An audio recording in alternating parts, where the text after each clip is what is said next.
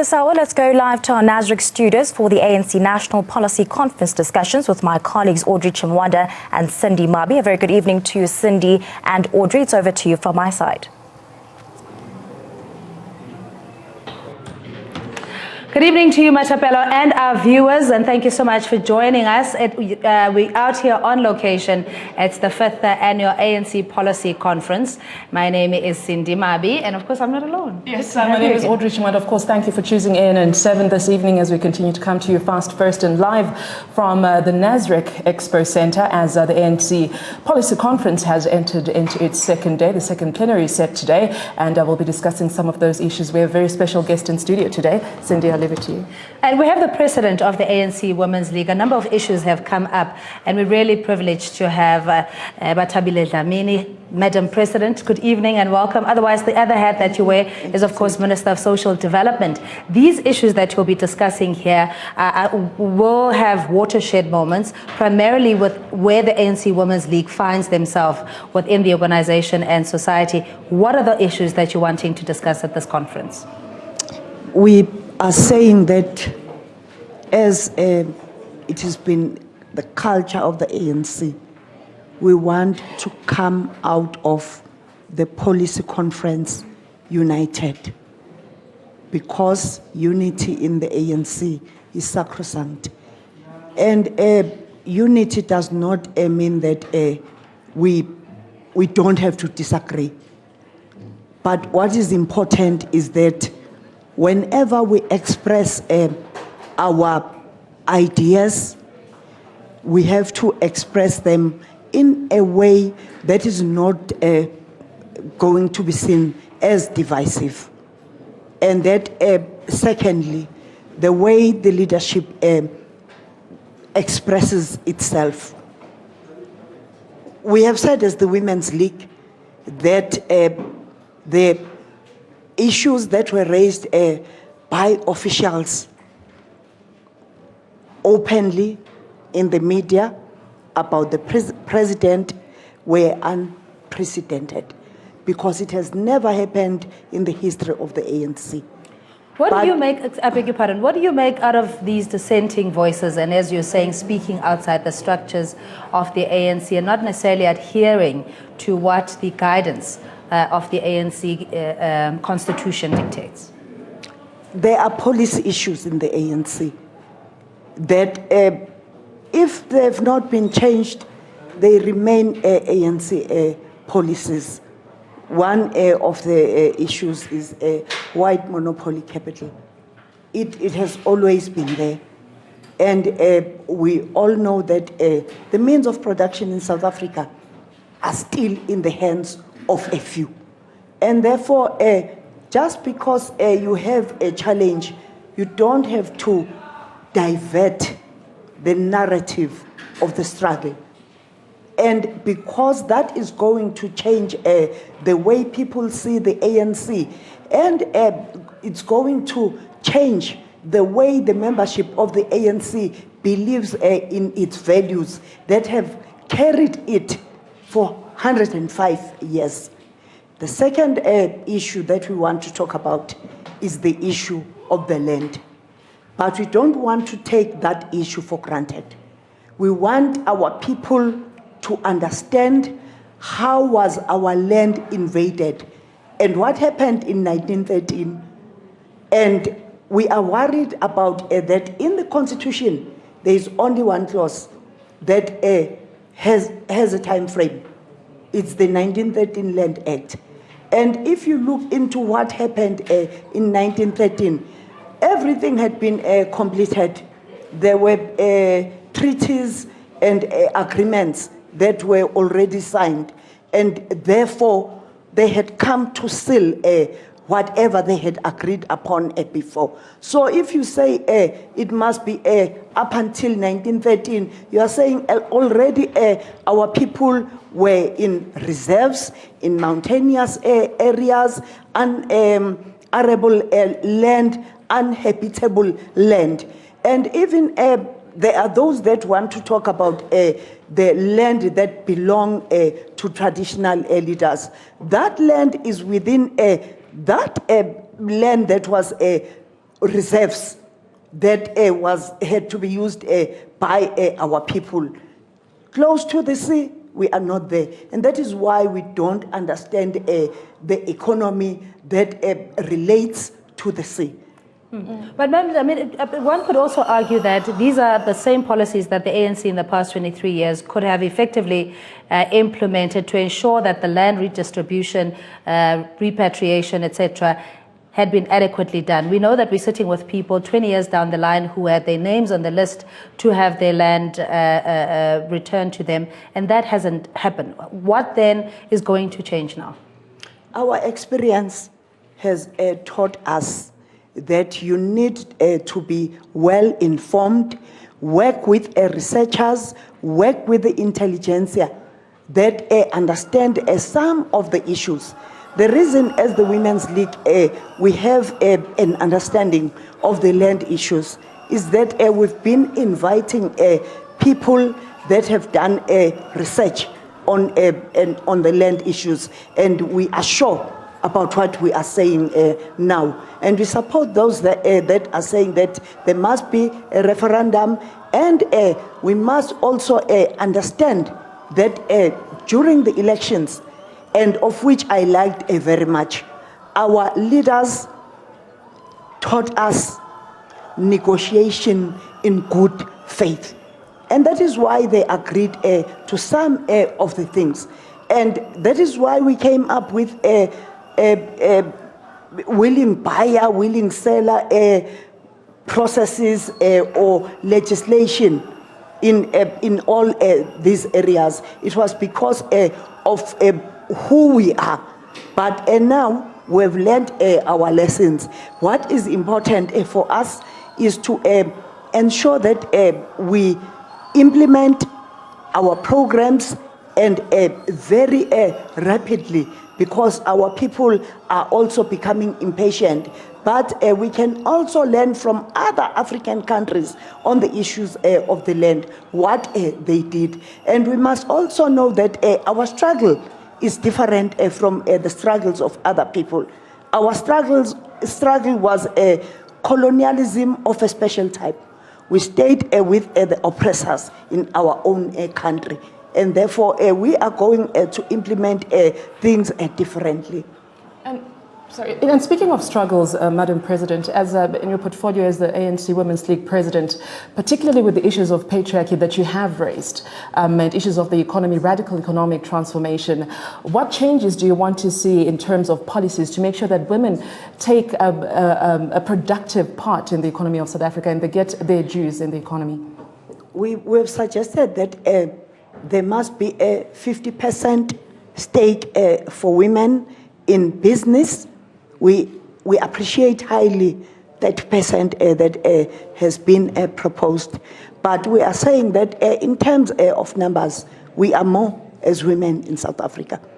And secondly, no one must think that what is done by women is a favor, because we did not get our liberation through the trade.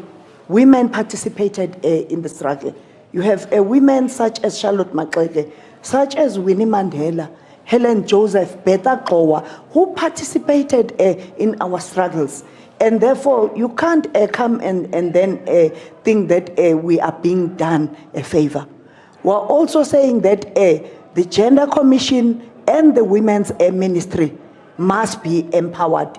We think the Women's Ministry must be responsible for capacitating women to drive businesses if they want to drive a business, and then a Gender Commission do research and deal with the issues that affect women. And then the Women's Ministry will have a responsibility of implementing legislation.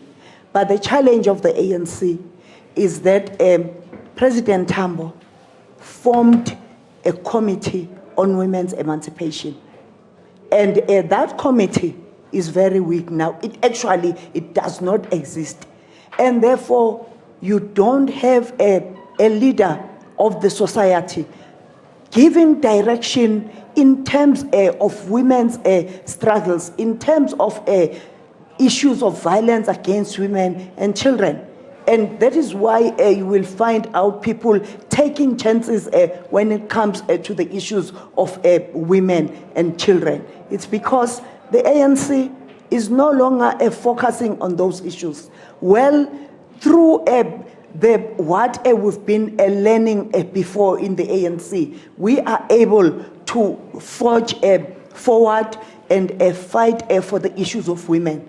But patriarchy is a societal issue, and therefore the leader of the society, which is the ANC, must give direction on the issues of women. Madam President, you also spoke about greater budgets, as you were saying, and opportunities in business, but there are day-to-day struggles that women are facing, that of safety and security, that of being overlooked in the workplace because you have to raise a family, salary disparities, and the list goes on. In the immediate, what are those policies existing that you feel could have been implemented better, and what is going to change post this policy conference? Let's start with 50-50. Though 50-50 is not an ultimate goal. 50-50 representation of women in decision-making bodies, as well as the private and public sector. But also coming to the ANC, we want to propose that the officials of the ANC become a structure so that we can have a 50% representation of women in the officials structure. But when you go to the private sector and public entities, women have been appointed as CEOs. But as soon as a woman gets appointed, it's either she does not get support and she resigns early, or secondly, the portfolio is brought down, the remuneration, the package, everything is brought down. And there is that a group of men that is supposed to give support to a woman, because it is always taken for granted that women cannot think. Your personal challenges, you haven't been spared criticism, malice, slander in your portfolio as Minister of Social Development. Your view, just in how the black excellence, if we can call it that, especially women in key positions, have been treated in society. Why do you think there is such a negative response or even demeanor towards a woman, primarily black women leadership? Out of what has been happening in the department, I thought unconsciously or maybe consciously, men do not want to see hardworking women, progressive women, women who can stand for their story, who understand what they are doing.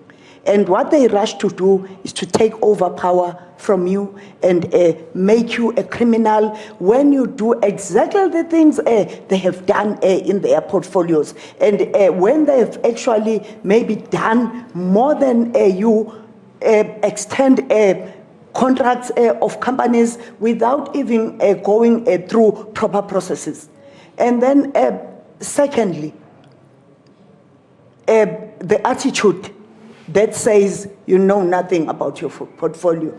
Have suggestions that you have gone through, but also not respecting the work that is initiated by women. Virginia Peterson, Dr. Peterson, and the ministry started the process of re-registration so that we could be sure of everyone who is a grant recipient or beneficiary. And then when we were busy trying to grapple with the issues of the 1st of April, it was just said that biometrics must go away. And immediately after we finished with that process, we were praised for saving more than 2 billion rand a year. And we don't know where that fizzled away or where it went to. Just because there is this carelessness, and also something that says that women cannot protect their work and cannot protect the government. And speaking of women in leadership, like you've alluded to, Madam President, as the ANC Women's League, you've openly endorsed ANCWL Dlamini Zuma to be the next president of the ANC, and you've done so very proudly. What happens now going forward, and what characteristics do you think she has as a strong woman leader that will champion the issues and the policies that you want to see being implemented going forward by the ANC? Firstly, I want to say that we can't run away from that Comrade Nkosazane is a woman. But also, she is a leader in her own right. You look at her struggle credentials, she was part of the leadership of Steve Biko. And she is one of a few young people who left that profession and went out of the country to struggle. But also, she served as the Minister of Foreign Affairs. She served as a Minister of Health. And in South Africa, we are very safe when it comes to smoking. When you are in another country, you would remember that, oh, people smoke everywhere, because in South Africa, we stay in a safe space. Home Affairs, he implemented a lot of new things, and that are going to assist the whole government to link to the system of Home Affairs. As in social development, we are doing. When we record or recruit people or register people for grants, every evening we go to the back office and confirm with Home Affairs. Why? Because we have biometrics. And that would not have happened if she was not there working with highly committed staff, because we must also congratulate her leadership and the officials, more particularly the DG in the office. Yeah, do you think this, and I know at the moment it's quite contentious, there's been warnings, in terms of reining in all the members to be disciplined and work within the structures. In the elective conference in December, we were told, don't talk about names, that's all supposed to be embargoed, but people were mentioning names. Is this, in your view, your backing of Dr. Nkosazana Dlamini Zuma, an indication, or rather divisive, rather than unifying the party? It's not divisive. Firstly, as we've been saying, when men want to defend their own, they forget about some of the things. It's not the first time that the deputy president of the ANC does not become the president of the ANC. They all know about that. And then secondly, they've been saying it's the ANC has always ensured that the deputies become presidents. It's a culture of the ANC. And we believe that this culture is discriminative. And the ANC is committed to non-sexism. And that is not actually in the Constitution. The Constitution says every member of the ANC that qualifies for a particular position can stand for that position. And we believe that Comrade Nkosazane grew up organically within the ranks of the ANC, but also she has carried the flag of the ANC with utmost dignity and respect. She has never ran away because of problems. She has always been in the ANC. And speaking of unity, Madam President, I just want to bring your attention to that. I think that's the tone that was set by, of course, the President of the ANC in his speech to say this is what we're going for. There has been discussions and talks that perhaps the central power of the ANC should be increased from top 6 perhaps to top 9. Do you think that will perhaps help in unifying the party going forward?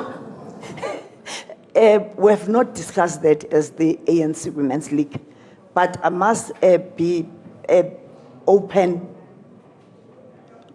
upfront and say that if we increase the number, it must not be because women have to be assisted if they happen to be in the leadership of the ANC. I think for us, that's very important. It should not be as it's always done. A woman gets elected as president, and then you have many deputy presidents, and then a woman maybe is elected or as SG, and then you have many deputy SGs. This must be principled. If we have an in-depth discussion and we have an understanding of why those that propose we must have extra positions, we would agree to that. But if it's just for ensuring that the people we don't want to disappoint are in the officials, that would be not be a principled position. Igama lamakhosikazi Malibongwe. Sibonge kakhulu, Madam President. That is the President of the African National Women's League, and talking about issues that they'll be putting on the table regarding transformation economically, materially for women, especially in the workplace, opportunities in business, private and public sector. It is going to be a collaborative effort for us to enjoy life equally as South Africans, and in the wealth and prosperity, it has to take a collective approach to it. So thanks again for staying with us. Other issues that were discussed, the head of policy, Jeff Radebe, deliberating on the National Development Plan, that is an instrument to eradicate socio-economic issues such as poverty, unemployment and inequality. It is part of the 2030 vision of the NDP, and how the ANC approaches this particular matter, or government in general. We'll have our reporter Natasha Perry on standby as well. But take a listen to this. The National